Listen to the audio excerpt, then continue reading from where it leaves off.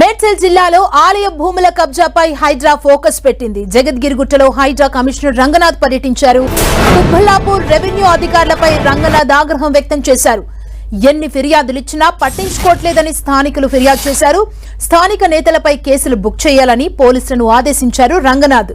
భూములు కబ్జాకు గురవుతుంటే ఏం చేస్తున్నారని ప్రశ్నించారు. కుల సంఘాల పేరుతో కొంతమంది భూములు కబ్జా చేస్తున్నట్లు వచ్చిన ఆరోపణలపై దర్యాప్తు చేయాలన్నారు.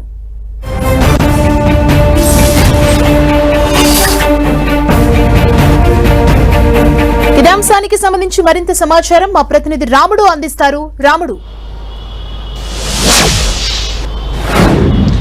హైదరాబాద్ చుట్టుపక్కల ఉండేటువంటి భూముల రక్షణ కోసం ఏర్పాటైనటువంటి హైడ్రా ప్రభుత్వ భూములతో పాటు దేవాదాయ శాఖ భూములపైన ఫోకస్ చేయడం జరిగింది. ఈ రోజు కుబ్బల్లాపూర్ నియోజకవర్గం పరిధిలో ఉండేటువంటి జగదీర్గుట్ట పైన ఉండేటువంటి దేవాదాయ భూములకు సంబంధించి గోవిందరాజుల స్వామి ఆలయానికి సంబంధించినటువంటి భూముల విషయంలో అక్కడ జరుగుతున్న అక్రమాలపైన స్థానికంగా ఉండేటువంటి పూజారి అధికారులకు వినవించడం కారణంగా అక్కడికి వెళ్లి క్షేత్రస్థాయిలో పర్యటించారు హైడ్రా కమిషనర్ రంగనాథ్. అక్కడ మొత్తం కూడా 14.5 ఎకరాలకు పైగా ఈ దేవాదాయ శాఖ భూములు ఉన్నాయి. దానికి సంబంధించి అవన్నీ కూడా కబ్జాకు గురవుతున్నాయి. కొన్ని భూములను స్థానికంగా ఉండేటువంటి వాళ్ళు కుల సంఘాల పేరుతో కబ్జాలు చేస్తున్నారనేటువంటి అంశాలను గుర్తించినటువంటి రంగనాథ్ వాటన్నింటినీ కూడా పరిశీలించి వచ్చే వారంలో ప్రత్యేకంగా అక్కడ కబ్జా చేసిన వాళ్ళని, అదేవిధంగా స్థానికంగా ఉండేటువంటి ఆలయ కమిటీ వాళ్ళందరినీ పిలిపించి దాన్ని పూర్తి స్థాయిలో వివరాలు తెలుసుకోవడంతో పాటు ఆ భూములకు సంబంధించినటువంటి పూర్తి వివరాలు ప్రభుత్వ శాఖల నుంచి, రెవెన్యూ శాఖ నుంచి పూర్తి వివరాలు తెలుసుకొని దానిపైన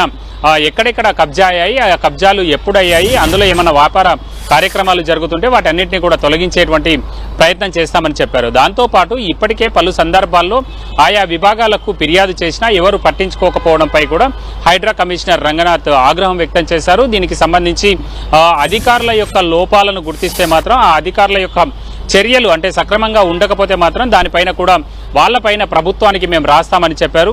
త్వరలో ఒక 10-15 రోజుల వ్యవధిలో హైడ్రా పోలీస్ స్టేషన్ మొత్తం కూడా మనుగడలోకి వస్తుంది. దాంతో ఈ విధమైనటువంటి చర్యలకు పాల్పడేటువంటి వాళ్ళపైన అటు అధికారులు కానీ, అదేవిధంగా ప్రభుత్వ భూములలోకి దేవాదాయ శాఖకు సంబంధించినటువంటి భూములు కానీ, చెరువులు నాలాలకు సంబంధించినటువంటి భూములు ఎవరైనా కబ్జా చేస్తే వాళ్ళపైన కేసులు నమోదు చేసి వాళ్ళందరినీ కూడా కోర్టు పరిధిలోకి తీసుకెళ్తాం. దాంతో వాళ్ళందరూ వాటిని తప్పనిసరిగా వేకెట్ చేయాల్సి ఉంటుంది. అంతేకాకుండా శిక్షలు పడేటువంటి అవకాశం కూడా ఉంటుంది. కాబట్టి అలాంటి చర్యలను కూడా త్వరలో మేము ప్రారంభించబోతున్నామని కూడా రంగనాథ్ చెప్పడం జరిగింది. అంతేకాకుండా ప్రతి సోమవారం నిర్వహిస్తున్నటువంటి ప్రజావాణి కార్యక్రమంలో ఫిర్యాదులు వస్తున్నాయి. ఆ ఫిర్యాదులను ఒక్కటొక్కటిగా పరిశీలించుకుంటూ మేము ముందుకెళ్తున్నాం. ప్రధానంగా పబ్లిక్ ఎక్కువ మంది అంటే టీమ్ ఆఫ్ పీపుల్గా వచ్చి చేసినటువంటి ఫిర్యాదులపైన వేగంగా పరిశీలిస్తూ ఆ తర్వాత సింగిల్ ఫిర్యాదులపైన మేము పరిశీలిస్తున్నామని చెప్తున్నారు. అంటే ఒక కమ్యూనిటీ అంతా ఇబ్బంది పడేటువంటి పార్క్ స్థలాలు కానీ, చెరువు స్థలాలు కానీ